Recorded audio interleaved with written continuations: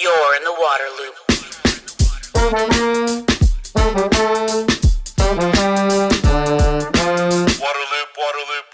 Welcome to Waterloop, the nonprofit news outlet exploring solutions for sustainability and equity in water. I'm the host, Travis Loop. This conversation comes to you from the Reservoir Center in Washington, D.C., where Waterloop is the media partner. Healthy rivers are key to thriving communities and ecosystems, and smart solutions are helping to turn things around. In this episode, Derek Vollmer of the World Wildlife Fund shares how the Waterscapes program is using nature to restore rivers and build resilience. From Pakistan, Colombia, and the Netherlands, there are powerful lessons the U.S. can use to rethink water management for a changing climate. Before we dive into the episode, I want to thank you, the audience, for making this platform possible. To support Waterloop, subscribe on YouTube, rate and review the podcast on Spotify and Apple, follow us on social media at The Waterloop, and sign up for email updates at waterloop.org. Thanks for being part of the conversation. Derek, thanks for sitting down to chat about your work on water and rivers. I guess, could you go ahead and give me a little bit of an overview of your organization for people that might not be somehow familiar with it? Sure. So I work for the World Wildlife Fund, or WWF as we call it, the PANDA organization. And I'm part of the freshwater program there. And it's an organization, a network really around the globe, a leading global conservation organization. We've got about 7,000 employees worldwide. In the U.S., around 450, so I'm part of the U.S. office. And I focus on protecting and restoring rivers and wetlands, so everything that deals with water. I was talking to you before we hit record about just how complicated that is. This audience is pretty versed in all of the factors that influence the health of our waterways and all of the different stakeholders. It's complex work, especially if you're trying to turn around the health of a river. But this Waterscapes program, which I love that term, that phrase. Could you talk about that program, what it is, what the approach is? Yeah, so Waterscapes is a relatively new program within our freshwater team. And the idea was that we have a focus on landscapes and seascapes, and people get that it's broader than a very tiny area. And it's the same with water, that we can focus on rivers and wetlands and lakes, but there's a much broader area that drains into it. And of course, there are communities all around there who are depending on the ecosystems. And so this program is really meant to focus on what we call our place-based work. So specific rivers, iconic wetlands and lakes, working with our country offices and communities to help improve the health of those places. We also have a particular emphasis on resilience. So building the resilience, going beyond just protecting and not focus on trying to put things back as they were historically, but recognizing that there's a lot of pressure, there's a lot of dependence, and climate change is happening. And so we also have to think about how can we keep the health of these places into the future as well. I was going to ask you for your definition of resilience later on in the conversation, but since you threw it out there, let's try to put that out on the table. What does that mean? People might have different interpretations of resilience. What does that word mean to you? Yeah, that's something that we hear a lot, and I've even had to learn over the years to better define what I mean by it. Because we know it's important, but if we can't be specific about what we mean with resilience, are we really going to get there? So there are 4 questions that we use to frame our resilience work. First one is resilience to what? So nowadays, when you hear resilience, people usually mean resilience to climate change, right? But resilience could be to ongoing pollution and all of the pressures that were there before we were even concerned with climate change. So urbanization, right? Urbanization, yeah. So the first thing is to define, what do you mean? Is it climate change? And even then, what stressors? Are we talking mainly about floods, droughts, heat? So defining what you're responding to is the first step. The next is resilience of what? So I work on freshwater systems, and we talk sometimes about resilient rivers, but then my question is, well, what does that mean for a river to be resilient? We also want to be embracing the communities who depend on that, so we talk about, resilient rivers and communities. So you have to define, what are you providing and building resilience for? is it everything, or are you looking more specifically at a species or at an ecosystem or at a city? So that's another thing that you need to define. Or flow, amount of flow or quantity. Yeah, in that yes, river. exactly. Okay, Yeah, gotcha. it's hard to make it about everything, and that's okay. True. But be clear about what it is that you're building resilience for. Then you also want to look at, okay, who's benefiting from this? So we say resilience for what or for whom? So again, sometimes maybe it's the community living right around a river, but a lot of times working on water, we're intervening at one place. The benefits are far downstream, right? Where the cities are, where people are depending on the water or need protection from floods. And so we want to define who are we making more resilient? And then the last thing is, well, through what? How are we providing this resilience? And so for us in the conservation world, we have to be a little more specific. So we can't just say, we're going to make the river healthy, therefore everyone's resilient. What are we doing? Are we restoring some wetlands to take floodwaters away from communities downstream? So getting specific about exactly the interventions that we're applying that build resilience. It's funny, I ask people often to define a certain term, like sustainability is another one, right? That what does that mean? And I expected you to kind of give not a bad answer, but like hey, here's resilience in a couple sentences. But you and your folks have really thought about like why is it so important for you to have done that, to kind of defined it so specifically? A couple reasons, I think. The first is that the conservation world has been a little bit slow maybe to embrace resilience as a concept that we can contribute to and is going to be important to our work. And so there's a natural reaction to say, oh, there's a new term, yeah, we do that too, without thinking clearly about, okay, well, how do you contribute to that? Resilience is now a fairly crowded space, which is a good thing. A lot of people working on it, but we want to be clear about our terms and make sure we understand one another. And so it's insufficient to say, yeah, we all work on this and everything's going to go smoothly, because when we land in the same landscape or we're talking to the same donors, we have to really understand how the pieces fit together. And so it's been an ongoing process working with our colleagues around the world to really ask those 4 questions and help to frame very specific projects that respond to resilience. Go back to the Waterscapes work. I know a lot of it is international, or majority of it. Could you talk about that work and maybe a couple of the places that you've been involved in? And I'm really curious about specifics, like what are some projects that have made a difference? Sure. So I can start with one that I am getting involved in but precedes me. I've only been working with WWF for 2 years, but I've actually known about this program for 6 or 7 years at least. And that's actually work that is in both the US and Mexico. It's a transboundary river basin, the Rio Grande. Mexico, it's the Rio Bravo.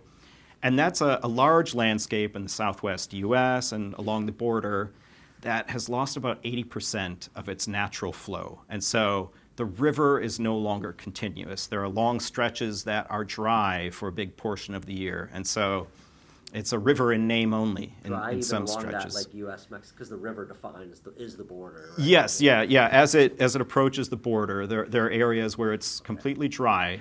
So much water offtake, and so climate change is complicating that. But the problems preceded climate change, and so they're only exacerbating what can become an even larger problem. But the program there focuses on 3 different things to try and improve the health of the Rio Grande and address all of the competing water needs there. And also, there are beautiful natural areas, national parks there, a lot of species that people aren't even aware of that are still thriving but are struggling in the increasingly small pockets that they have. So even drier than usual. Even drier than usual, yeah. So there's a focus on restoring the ecology wherever possible. So getting rid of some invasive trees that actually suck out even more water from the watershed, replacing that with natural vegetation, which allows more water to stay in the river. Looking at optimizing water use. There are a lot of dams which hold back water and then contribute to drying downstream. But there are ways to reoperate those, to release water during critical periods and make sure that there can be some for agriculture, but also some water left downstream for wildlife. And then working with farmers on more drought-tolerant crops. A lot of alfalfa, pecans are grown there. Those are water-intensive crops in an area that does not have a lot. And so there are ways, but you've got to figure out the economics. You've got to understand sort of the culture of farming in the region, the needs and the aspirations of farmers, and work out ways to use less water, but still allow them to be economically productive.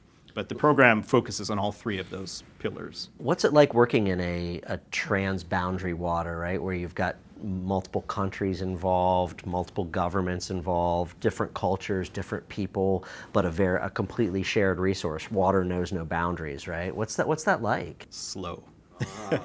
I used to say, that was the most exciting type of work that I could do. Yeah. I started out studying political science, was always interested in international relations. And so when I realized how much work was to be done in transboundary watersheds, bringing countries together, understanding sort of that they have competing needs sometimes, that you've got a country that may have more power just based on their geography and where the rain falls and the water flows. So trying to sort all of that out is a challenge. It can be a fun challenge. Ultimately, what I have focused on in those situations is to help everyone understand how important it is to keep the watersheds healthy, where all their dependencies are, where the impacts are downstream when a certain decision is taken, and to also look at the future, to not name and shame and relitigate the past, but to say, okay, look, in the future, we're expecting this in terms of population growth. We're expecting this in terms of economic development, and we're anticipating this could be the range of impacts from climate change.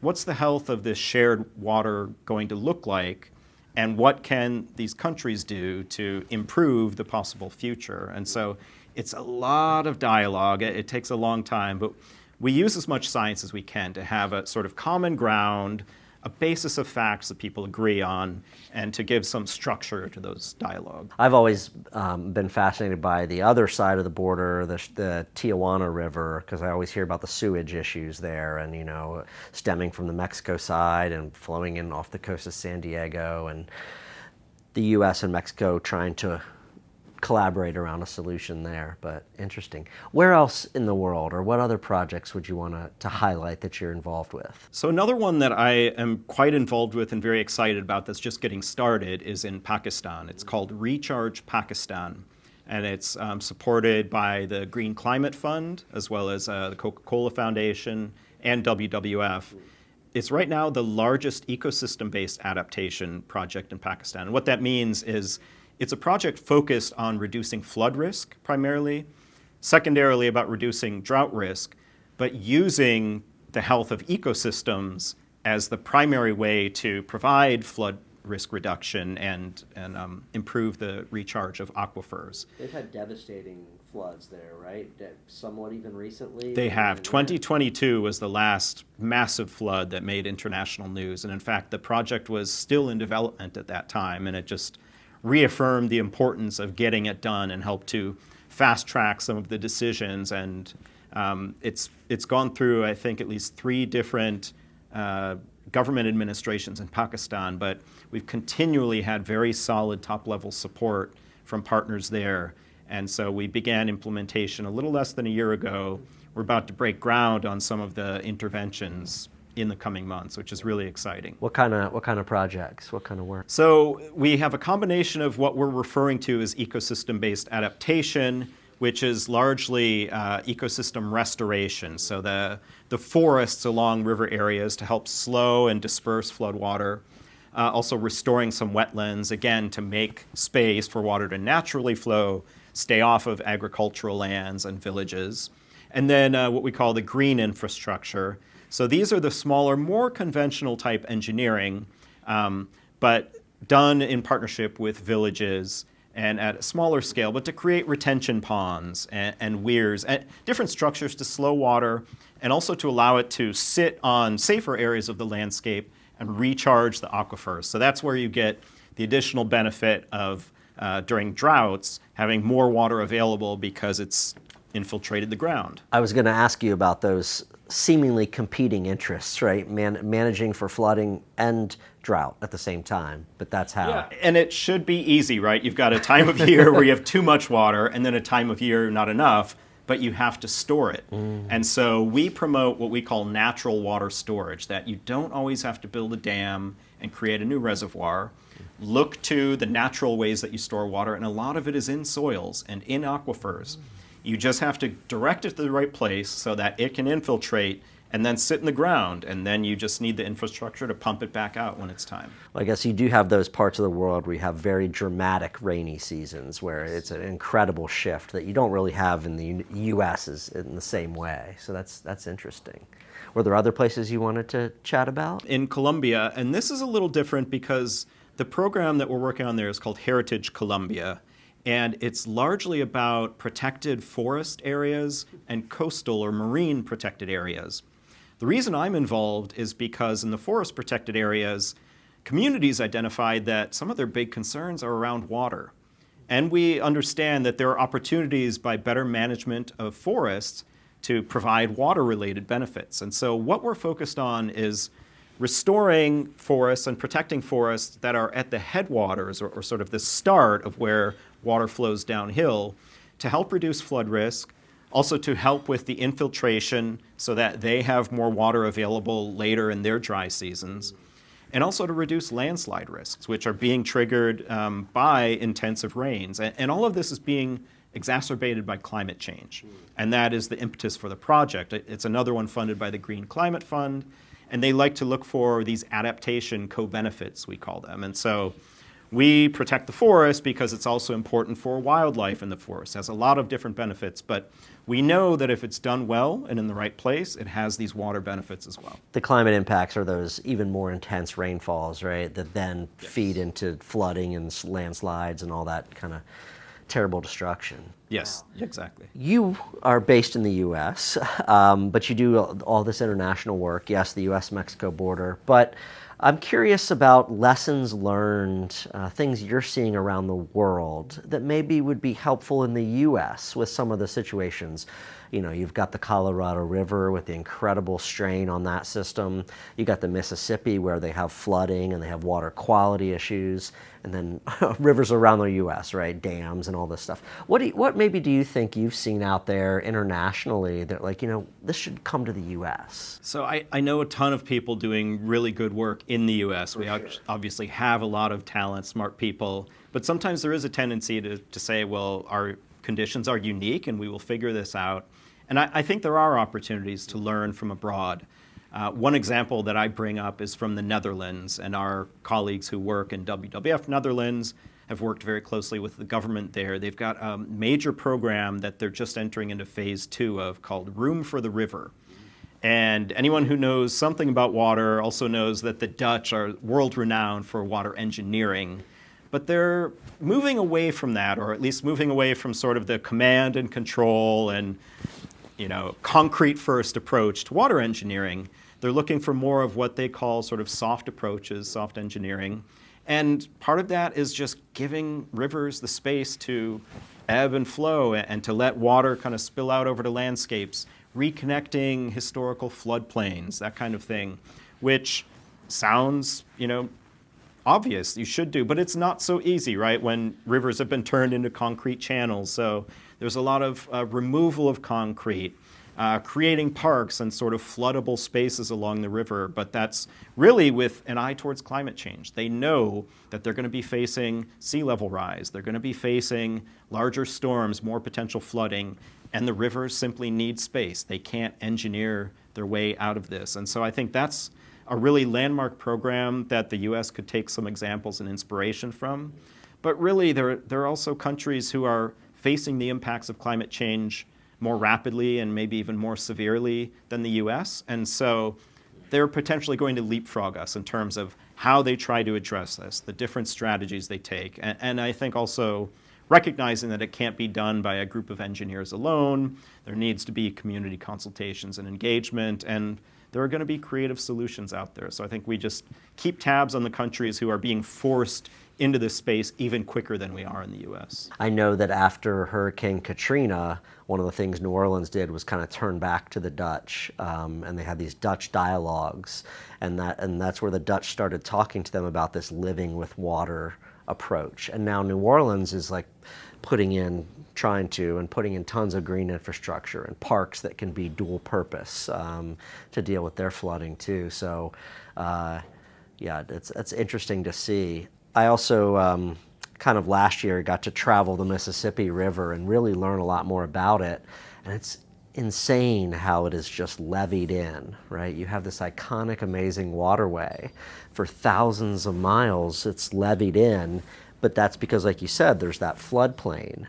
The river needs to kind of have that.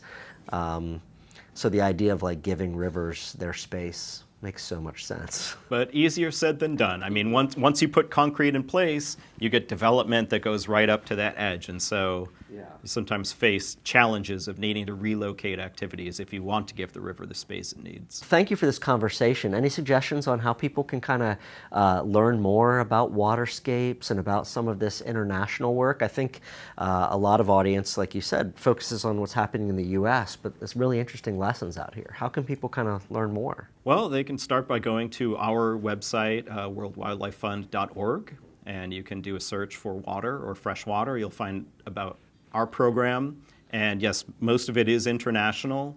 We support many of the network offices. We've got over 100 offices, and I can't support them all. But where there's need and demand, we try and be responsive. And yeah, there's a ton of cool stuff happening out there. Well, Derek, thank you so much for the conversation. Yeah, thank you, Travis. Thanks for listening. If you want to support Waterloop's ongoing exploration of water solutions, subscribe on YouTube, rate and review the podcast on Spotify and Apple, follow us on social media at The Waterloop, and sign up for email updates at waterloop.org. Until next time, be water, my friends. You're in the Water Loop.